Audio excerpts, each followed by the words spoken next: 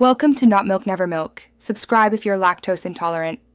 In this video, I will compare Flutter, Firebase, and VS Code. We'll explore each technology's core purpose and how they integrate to form a powerful development ecosystem.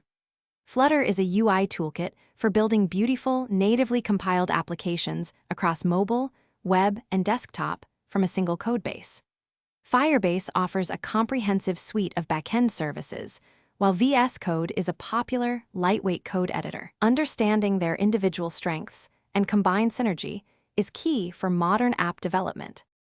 Flutter empowers developers to create stunning, high-performance applications for multiple platforms, including iOS, Android, web, and desktop, all from one codebase. Its hot reload feature allows for near-instantaneous UI changes, significantly speeding up development cycles.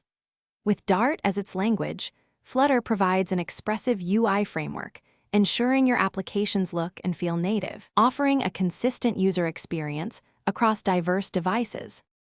Firebase provides a robust, serverless backend solution, allowing developers to focus on the front end without managing infrastructure.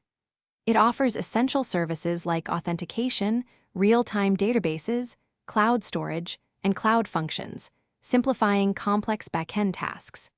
Integrating seamlessly with Flutter, Firebase enables rapid development of scalable applications. Its generous free tier and pay-as-you-go pricing make it an attractive and cost-effective choice for projects of all sizes, from small startups to large enterprises.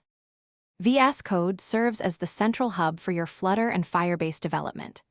This powerful yet lightweight editor offers extensive customization through thousands of extensions, including dedicated ones for Dart, Flutter, and Firebase. Its integrated debugging tools, intelligent code completion, and built-in terminal streamline the entire development workflow. VS Code's efficiency and flexibility make it an indispensable tool, enhancing productivity whether you're writing UI code or managing backend services.